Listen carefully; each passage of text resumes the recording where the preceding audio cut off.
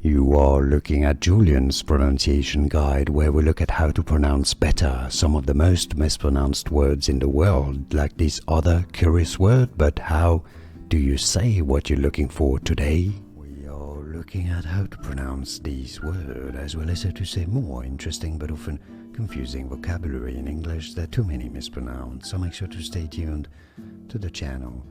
Prosaic.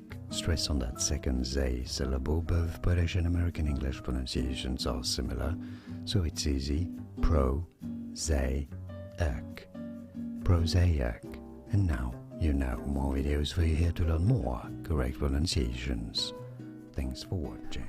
Here are more videos on how to pronounce more confusing words and names too many mispronounced. Like this video if you found it useful. I appreciate your support. I'll see you soon and thanks for watching.